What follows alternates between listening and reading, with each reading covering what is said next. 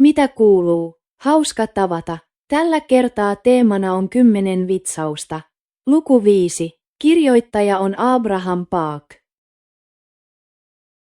10 vitsauksen tarkoitus. Jahve, Faaraolle ja egyptiläisille. Raamattu, 2. Mooseksen kirjan luku 5, luvut 6, 9, 10, 11, 3, sanoo seuraavaa. Jumala ilmoitti itsensä Jahveksi Faaraolle ja egyptiläisille. Mooses ja Aaron puhuivat Faaraolle Jumalan käskyn mukaisesti sanoen, näin sanoo Herra, Jahve, Israelin Jumala. Päästä minun kansani menemään, että he viettäisivät minulle juhlaa erämaassa. Sitten Faarao mainitsi kieltäytymisensä syyn sanoen, kuka on Herra, Jahve. Että minun pitäisi totella hänen ääntään ja päästää Israel menemään. Minä en tunne Herraa, Jahvea. Enkä sitä paitsi minä päästä Israelia menemään. Faarao käytti kahdesti hebrean sanaa, hebreaksi lo, joka viittaa ehdottomaan kieltämiseen ja kieltoon, korostaakseen. Ettei hän tunnustanut Jahvea eikä aikonut vapauttaa israelilaisia. Vastauksena Jumala julisti, että kun 10 vitsausta kohtaavat Egyptiä, Faarao ja egyptiläiset todellakin tulevat tietämään, että hän on Jahve. 2. Mooseksen kirjan 7:5 sanoo, egyptiläiset tulevat tietämään, että minä olen Herra, Jahve. Kun ojennan käteni Egyptin yli ja vien israelilaiset pois heidän keskeltään. Näin ollen Egyptistä lähdön kautta Jumala ilmoitti itsensä paitsi Moosekselle ja israelilaisille. Myös Faaraolle ja häntä vastustaneille egyptiläisille osoittaen, että koko historian hallitsija on itse Jahve. Seuraavat Raamatun lausunnot korostavat, kuinka jokainen vitsaus teki tunnetuksi Jahven henkilöllisyyden ja voiman. Ensimmäinen verivitsaus. Näin sanoo Herra, tästä te tiedätte, että minä olen Herra, Jahve, katso, minä lyön Niilin vettä kädessäni olevalla sauvalla ja se muuttuu vereksi. Toinen sammakovitsaus. Sitten hän sanoi, huomenna. Niin hän sanoi, tapahtukoon sinun sanasi mukaan, että tietäisit, ettei ole ketään Herran, Jahven, meidän Jumalamme, vertaista. 4. kärpäsvitsaus. Sinä päivänä minä erotan Gosenin maan, jossa kansani asuu, niin ettei siellä ole kärpäsparvia, jotta tietäisit, että minä, Herra, Jahve, olen maan keskellä. 7. rakeita koskeva vitsaus. Tällä kertaa minä lähetän kaikki vitsaukseni sinun, palvelijoidesi ja kansasi päälle, jotta tietäisit, ettei ole ketään minun vertaistani koko maan päällä. Sillä jos minä olisin jo ojentanut käteni ja lyönyt teitä ja kansaasi rutolla, teidät olisi jo hävitetty maan päältä. Mutta juuri siksi minä olen antanut teidän jäädä, näyttääkseni teille voimani ja julistaakseni nimeni kaikkialla maassa. Silloin Faarao lähetti hakemaan Mooseksen ja Aaronin ja sanoi heille, minä olen tehnyt syntiä tällä kertaa. Herra on vanhurskas, ja minä ja minun kansani olemme jumalattomat. Mooses sanoi hänelle, heti kun minä lähden kaupungista, minä ojennan käteni Herran puoleen.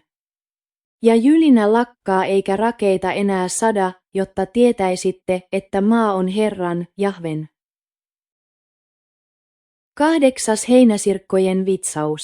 Silloin Faarao kutsui kiireesti Mooseksen ja Aaronin ja sanoi, olen tehnyt syntiä Herraa, Jahvea, teidän Jumalaanne ja teitä vastaan. Antakaa siis nyt anteeksi syntini vielä tämä kerta ja rukoilkaa Herraa, teidän Jumalaanne, että hän poistaisi minulta tämän kuoleman. 2. Moos. 10:16. 10. vitsaus, esikoisten kuolema. Mutta israelilaisia vastaan ei edes koira saa haukkua, ei ihmisiä eikä eläimiä. Jotta ymmärtäisitte, kuinka Herra, Jahve, tekee eron Egyptin ja Israelin välillä. 2. Moos.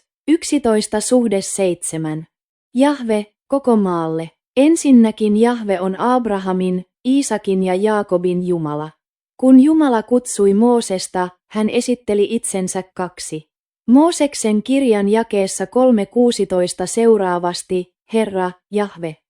Teidän isien Jumala, Abrahamin, Iisakin ja Jaakobin Jumala, ja 2.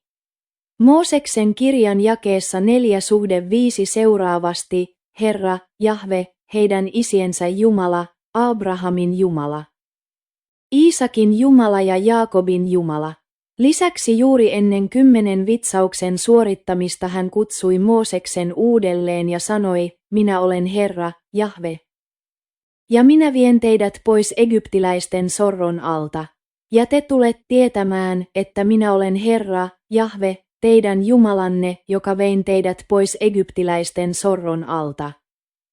Ja minä vien teidät siihen maahan, jonka vannoin antavani Abrahamille, Iisakille ja Jaakobille, ja minä annan sen teille perintöosaksi.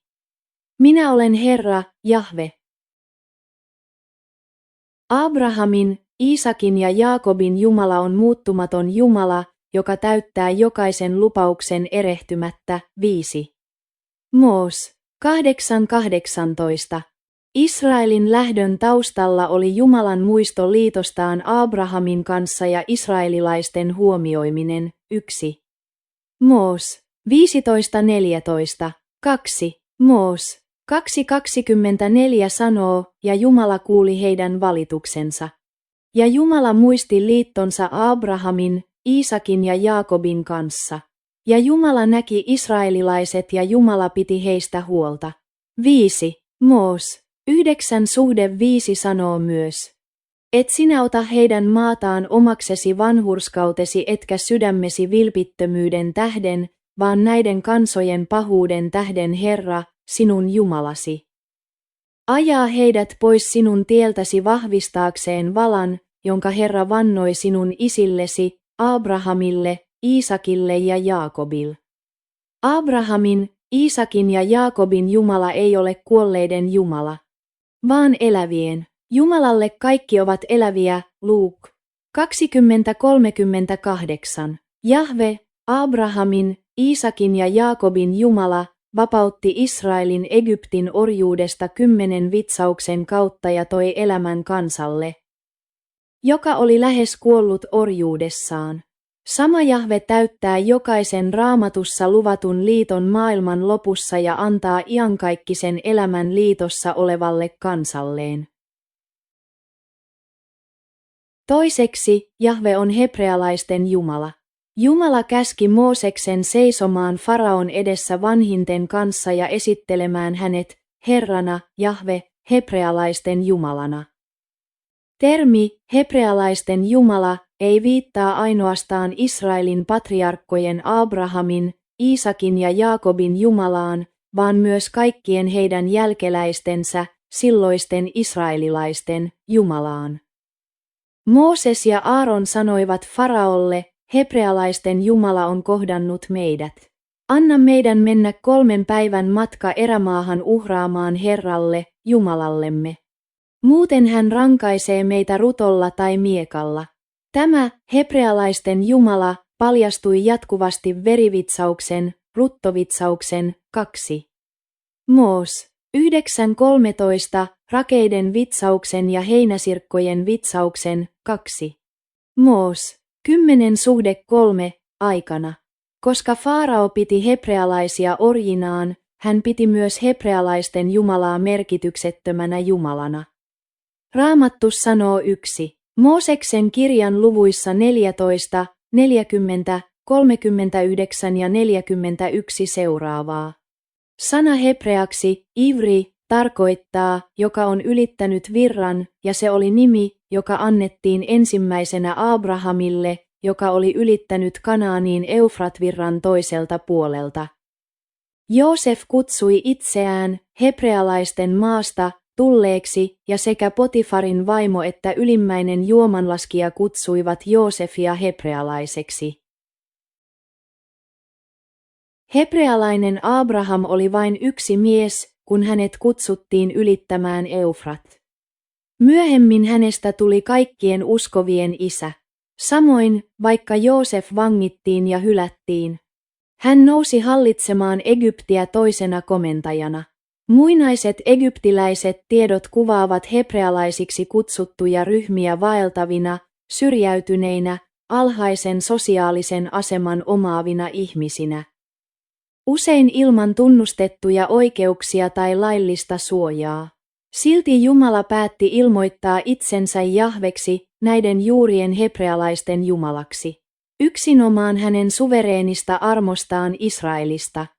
Pienistä orjista tuli suuren ja korotetun Jumalan kansa. 5. Moos 7:7. Kun Jeesus tuli maan päälle ihmismuodossa, häntä eivät ympäröineet rikkaat tai vaikutusvaltaiset, vaan ne, joita yhteiskunta halveksi alhaisia, syntisiä ja naisia. Maak 2:16. Jeesus kulki yhteiskunnallisten tikkaiden pohjalla olevien ihmisten, voimattomien ja halveksittujen, rinnalla. Hebrealaisten Jumala on Jumala, joka nostaa alimmassa asemassa olevat korkeimmalle paikalle. 10 vitsauksen kautta Faarao ja egyptiläiset ymmärsivät, että Jahve, hebrealaisten Jumala, oli valinnut Israelin kansan, ei maan heikoimpina, vaan vahvimpina. Vaikka Jumalan liittokansa saattaa näyttää heikolta ja merkityksettömältä maailman silmissä, he lopulta voittavat jopa pahan mahtavimmat voimat ja saavuttavat voiton Jahven, Herran Jumalan, kautta. Kolmanneksi, Jahve on maan keskellä. 2. Mooseksen kirjan jakeessa 8:22 Jumala julistaa, sinä päivänä minä erotan Gosenin maan, jossa kansani asuu, niin ettei siellä ole kärpäsparvia, jotta tietäisit, että minä, Herra, Jahve, olen maan keskellä. Ilmaus, Herra, maan keskellä, hebreaksi Jehova, Adonai, Bökärev Haaretz, tarkoittaa Jahve maan keskellä. Se merkitsee, että Jumala on läsnä kaikkien maan alueiden ja kansojen keskuudessa, hallitsee ja vallitsee heidän elämäänsä. 2. Mooseksen kirjan jakeessa 9:14 Jumala julistaa, jotta tietäisit, ettei koko maan päällä ole ketään minun kaltaistani, ja 2. Mooseksen kirjan jakeessa 9:29 selitetään, jotta tietäisit, että maa on Herran. Tapahtuma, joka ilmentää elävimmin Herraa maan keskellä, on Jeesuksen Kristuksen inkarnaatio. Johanneksen evankeliumin 1:14 mukaan, sana tuli lihaksi ja asui meidän keskellämme, ja me näimme hänen kirkkautensa, Isän ainokaisen Pojan kirkkauden. Täynnä armoa ja totuutta. Ilmaus, asui meidän keskellämme, kuvaa kauniisti kuvaa Jumalasta maan keskellä. Aivan kuten Herra tuli tähän maailmaan ensimmäisessä tulemuksessaan. Hän varmasti palaa ja hallitsee maata ja saattaa päätökseen lunastustyönsä. Jahve, Jumala, joka pani täytäntöön 10 vitsausta, tulee samoin tuomitsemaan maailman erilaisten vitsausten kautta lopun aikoina. Profeetta Hesekiel ennusti, että maailman lopussa Herra tekisi nimensä tunnetuksi kansoille sodan kautta Googia vastaan. Hesekielin luvussa 39 sanotaan, minä teen pyhän nimeni tunnetuksi kansani Israelin keskellä. Enkä enää salli pyhän nimeni häpäistävän. Ja kansat tulevat tietämään, että minä olen Herra, pyhä Israelissa. Lisäksi Hesekiel ennusti, että Israelin ennalleen asettamisen kautta Jumalan kansa lopulta tuntisi hänet Jahveksi. Ilmestyskirjan luvussa 20 ennustetaan, että 1000-vuotisen valtakunnan jälkeen saatana pettää Googin ja Magogin sotimaan pyhien leiriä ja Jumalan rakasta kaupunkia vastaan. Saatana kuitenkin kärsii täydellisen tappion tässä taistelussa ja hänet heitetään tuliseen ja tulikiviseen järveen. Voittoisa voitto 10 vitsauksesta antaa meihin syvän toivon lopullisesta voitosta lunastuksen historiassa. Jahve on olemassa yksin iankaikkisesta iankaikkiseen. 2. Moos 3:14. Hän on kaikkivaltias ja ainoa Jumala taivaassa ja maan päällä, Joosua 2:11. Hän vahvisti liittonsa israelilaisten kanssa lunastajana, joka täyttää sen uskollisesti ja erehtymättä. 1. Moos 15:13. Niinpä aikakauden lopussa Jahve saavuttaa lunastuksen historian lopullisen voiton, kuten hän oli liiton tehnyt. 10 vitsauksen rakenne. 10 vitsauksen kuvaus alkaa 2. Mooseksen kirjan luvusta 7:14 ja päättyy 2. Mooseksen kirjan lukuun 12:36. Seuraavassa on yhteenveto 10 vitsauksesta aikajärjestyksessä. Vitsaukset aikajärjestyksessä. Ensimmäinen veri, toinen sammakot, kolmas hyttyset, neljäs kärpäset, viides rutto, kuudes paiseet. 7 rakeita, 8 heinäsirkat, 9 pimeys, 10 esikoiset.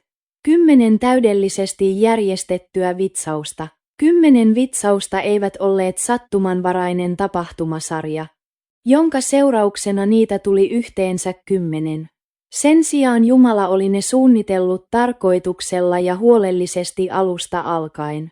Luku 10 merkitsee täyteyttä tai täydellisyyttä, edustaen tilaa, jossa ei ole mitään puutetta ja joka on täysin riittävä. Luku 10 on meille kaikille tuttu. Kun opimme laskemaan, käytämme usein sormiamme ja varpaitamme laskeaksemme 10 asti. Raamatussa luvulla 10 on merkittävä symbolinen merkitys, ja se edustaa kokonaisuuden täydellisyyttä ja valmistumista. Hebreankielisiin sanoihin 10 kuuluvat kardinaali, esö tai asar, aramea ja järjestysluku, asor, joka tarkoittaa 10. Kreikan sana 10 on deka. Roomalaisissa numeroissa luku dieci edustaa 10, mikä tuo mieleen assosiaatioita Kristuksen rististä ja 10 käskystä. Lisäksi Kreikan Messiasta tai Kristusta tarkoittava sana, Kristos, alkaa myös diisikirjaimella ja Jeesuksen kreikkalainen nimi, Jeesus, alkaa kirjaimella, iota, jolla on myös numeerinen arvo 10. Hebrean aakkosten 10. kirjain, jud, joka symboloi kättä tai kyynärvartta, vastaa myös numeerista arvoa 10. Jumalan käden tai käsivarren usein mainitseminen 10 vitsauksen aiheuttajana korostaa hänen tuomionsa täydellisyyttä. Sitten minä lasken käteni Egyptin päälle. Kun ojennan käteni Egyptin päälle, 2. Moos, luku 7. Katso, Herran käsi tulee, 2. Moos, 9:3. Voimakkaalla kädellä, 2. Moos, 13:14. Vahvalla kädellä ja ojennetulla käsivarrella, psalmi 136:12. Näin ollen vanhassa testamentissa luku 10 edustaa kokonaisuutta, kokonaisuuden täyttymystä ja Jumalan täydellistä järjestystä. Luku 10 edustaa myös Jumalan täydellistä sanaa. Käskyt, jotka ohjaavat Jumalan kansaa elämään vanhurskasta elämää, oli kirjoitettu 10 sanalla 2 kivitouluun, 5. Moos, 5:6. Uudessa testamentissa 10 merkitys heijastuu vertauksissa, kuten 10 neitsyestä ja 10 talentista, Matteuksen evankeliumin luku 25. Sekä kertomuksessa Jeesuksen parantamasta 10 spitaalisesta, Luukas 17:11. Lisäksi luku 10 edustaa ajanjaksoa, jonka aikana pyhien on kestettävä ja voitettava koettelemukset ja ahdistukset. Profeetallisissa kirjoissa luku 10 kuvaa Jumalaa vastustavan pedon ominaisuuksia, Ilmestyskirjan luvut 2:12. Näin ollen 10 vitsausta, jotka Jumala aiheutti Egyptille, olivat ilmentymä hänen täydellisestä ja harkitusta suunnitelmastaan. Kun 9. vitsaus oli ohi, Jumala julisti: vielä yhden vitsauksen minä aiheutan Faaraolle ja Egyptille, sen jälkeen hän päästää teidät täältä menemään. 2. Moos 11:1. Tämä lausunto vahvistaa, että Jumala oli jo päättänyt, että tulisi olemaan 10 vitsausta. Hän päätti vapauttaa kansansa vasta lähetettyään kaikki 10 vitsausta Egyptille, kansakunnalle, joka sorsi hänen valittujaan. 10 vitsauksella on useita ainutlaatuisia rakenteita, jotka paljastavat Jumalan aikomukset. Epäsuorat ja suorat vitsaukset, rakenne 3, 3, 3, 1. 10 vitsausta jaetaan 2 pääluokkaan. 9 ensimmäiseen vitsaukseen, jotka Jumala toteutti epäsuorasti, ja 10 vitsaukseen, jonka hän toteutti suoraan. Lisäksi 9 ensimmäistä vitsausta voidaan jakaa edelleen 3 erilliseen ryhmään. Ensimmäinen epäsuorien vitsausten ryhmä koostuu ensimmäisestä verestä, toisesta sammakoista ja 3. hyttysistä. Toinen epäsuorien vitsausten ryhmä koostuu 4. kärpäsistä, 5. ruttotaudista ja 6. paiseista. 3. epäsuorien vitsausten ryhmä koostuu 7. rakeesta, 8. heinäsirkasta ja 9. pimeydestä. 4. suoran vitsauksen ryhmä koostuu 10. esikoisesta. Tässä rakenteessa ilmenevät seuraavat keskeiset piirteet. Ensinnäkin, kunkin ryhmän ensimmäisen vitsauksen, veren, kärpästen ja rakeiden, alku ennustettiin aamulla. 2. Mooseksen kirjan luvut 7, 8 ja 9. Toiseksi, Aaron oli ensimmäisen vitsausryhmän toimeenpanija. 2. Mooseksen kirja, luvut 7, 8. Ensimmäisen ryhmän vitsaukset osoittautuivat taisteluksi Moosesta edustavan Aaronin ja Faaraota edustavien velhojen ja velhojen välillä. Vaikka velhot ja velhot jäljittelivät ensimmäistä ja toista vitsausta, he eivät onnistuneet toistamaan 3. 2. Moos, luvut 7,8. Tämä merkitsi lopulta Aaronin voittoa. Samoin uskovat nykyään Jumalan edustajina käyvät jatkuvia hengellisiä taisteluita pimeyden voimia vastaan. Aivan kuten Aaron voitti Jumalan voiman kautta, ne, jotka luottavat Jumalaan, epäilemättä voittavat. Psalmi 18:29. Kolmanneksi, kunkin ryhmän 3. vitsaukset, sääsket, paiseet ja pimeys tapahtuivat ilman varoitusta. 2. Moos, luvut 8, 9,1.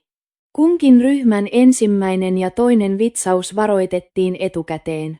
Neljänneksi, 9 epäsuoran vitsauksen jälkeen Jumala pani suoraan täytäntöön viimeisen 10. vitsauksen, esikoisten kuoleman. Ensimmäisten 9 epäsuoran vitsauksen kautta Jumala tarjosi toistuvasti Faaraolle ja egyptiläisille mahdollisuuksia alistua vapaaehtoisesti. Heidän itsepintainen kieltäytymisensä johti kuitenkin lopulta siihen, että Jumala langetti itse lopullisen tuomion. Jumala pani suoraan täytäntöön 10. vitsauksen ja johdatti israelilaiset pois Egyptistä paljastaen itsensä kaikkivaltiaana Herrana. 2. Moos, luvut 11, 12. Kaksosten rakenne 2,2, 2,2, 2,2 rakenne. 10 vitsausta jaettiin myös 2 ryhmiin. Samankaltaisia vitsauksia voidaan ryhmitellä pareiksi. Ensimmäinen verivitsaus ja toinen sammakoiden vitsaus sattuivat Niilissä. 3. hyttysten vitsaus ja 4. kärpästen vitsaus liittyivät eläviin olentoihin. 5. ruttovitsaus ja 6. paiseet vitsaukset liittyivät tauteihin. 7. rae ja 8. heinäsirkkavitsaus olivat luonnonkatastrofeja. 9. ja 10. vitsaus liittyivät pimeyteen ja kuolemaan, ja esikoisten kuolema tapahtui yöllä. 2. Moos, 12:29. Näytöllä näkyvä kaavio havainnollistaa näitä ryhmittelyjä. Erityisesti tässä rakenteessa ensimmäinen ja 5. vitsausryhmä liittyivät esikoisiin. Ensimmäisen ryhmän vitsaukset sattuivat Niilissä. 2. Moos 7:20 tuomitakseen Egyptin hänen esikoisensa. Israelin tappamisesta. 2. Moos 4:22, jonka Faarao oli käskenyt hukuttaa Niiliin. 2. Moos 1:22. Sana lyödä, nagaf, hebreaksi. 2. Moos 8:2, jota käytetään viitaten ensimmäisen ryhmän vitsauksiin. On sama sana, jota käytettiin kuvaamaan Egyptin esikoisten lyömistä viidennen ryhmän vitsauksessa. 2. Moos 12:13. Tämä sana viittaa syvään intensiteettiin ja korostaa Jumalan tuomion kohtalokasta luonnetta. Lisäksi ensimmäisen ryhmän sammakoiden vitsauksen aikana maasta nousi paha löyhkä. Kun sammakot kuolivat ja ihmiset keräsivät ne kasoihin. 2. Moos 8:14. Tämä ennusti kuoleman löyhkää, joka levisi maahan Egyptin esikoisten kuoleman seurauksena viidennen ryhmän vitsauksen aikana. 2. Moos 12:30. Taivas ja maa 1,4, 4,1 rakenne. Muinaiset egyptiläiset palvoivat noin 80 jumalaa, joiden valta-alueet jakautuivat karkeasti Niiliin, taivaaseen ja maahan. 10 vitsausta osuivat näihin 3 valtakuntaan. Ensimmäinen verivitsaus osui Niiliin. 2. Moos 7:17. Toinen sammakoiden vitsaus ja 5. karjan vitsaus osuivat maan päälle. 2. Moos 8:5. 6. paisevitsaus ja 9. pimeyden vitsaus osuivat taivaalle. 2. Moos 9:8. Lopuksi 10. esikoisten vitsaus osui sekä taivaalle että maan päälle. Esikoisten vitsauksesta 2.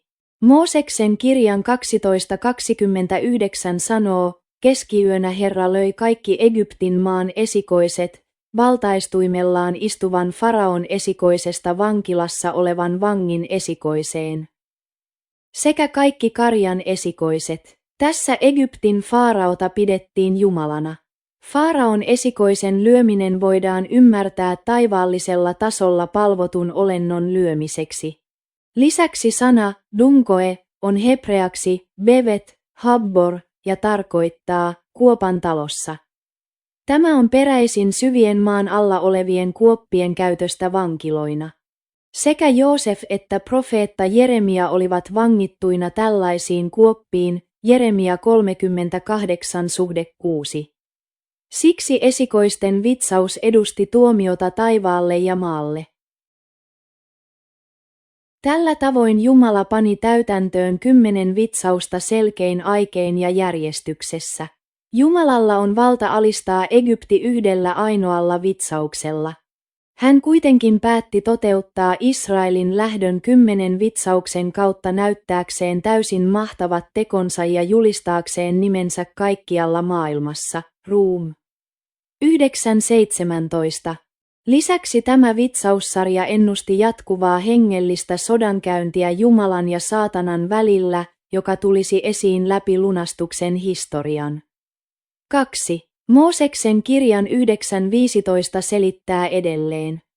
Sillä jos minä olisin jo ojentanut käteni ja lyönyt sinua ja kansaasi rutolla, teidät olisi jo poistettu maan päältä. Mutta juuri siksi minä olen antanut teidän jäädä. Näyttääkseni teille voimani ja julistaakseni nimeni kaikkialla maassa. Aivan kuten Faarao ja egyptiläiset antautuivat täysin esikoisten 10. vitsauksessa.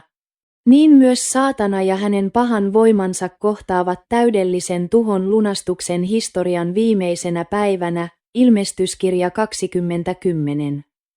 Siksi sinnikkyys on välttämätöntä uskoville, Hebr 10:36. Ne, jotka pysyvät uskollisina kuolemaan asti, Ilmestyskirja 20. Iloitsevat lopulta kiitollisina Jumalan antamasta lopullisesta voitosta ja ottavat paikkansa hänen iankaikkisen valtakuntansa perillisinä. Tämän kirjan kirjoittaja on Abraham Paak. Abraham Paak oli arvostettu maailmanluokan teologi, jolla oli huomattava pastoraalinen hengellisyys. Hän oli omistanut koko elämänsä rukoukselle ja raamatulle ja lukenut raamattua yli 1800 kertaa. Koko elinikäisen palvelutyönsä ajan hän oli todellinen pastori, joka rakasti kirkkoa ja seurakuntaa kuin omia lapsiaan.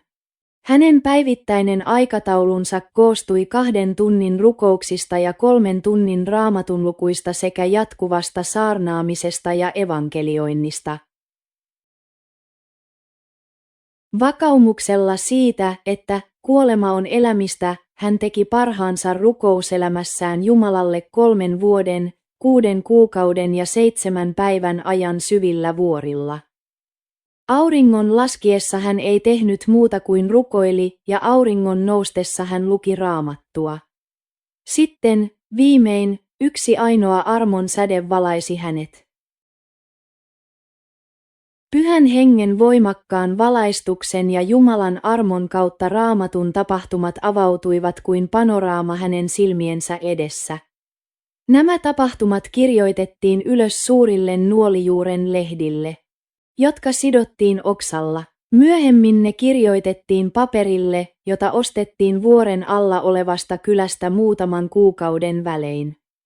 Näin Abraham Paakin saarnat alkoivat. Monet ihmiset ovat vaikuttuneita Abrahamin puistosta seuraavasti. Kuinka ihminen voi rakastaa niin monia ihmisiä? Kuinka ihminen voi tehdä niin suuren vaikutuksen niin moniin ihmisiin? Hän on niin ahkera, eikä koskaan lepää. Hän ei koskaan lakannut rukoilemasta. Hän ansaitsee todellisen kunnioituksen omistautumisestaan kirkolle ja seurakunnille. Tosi ja uskollinen Jumalan työntekijä.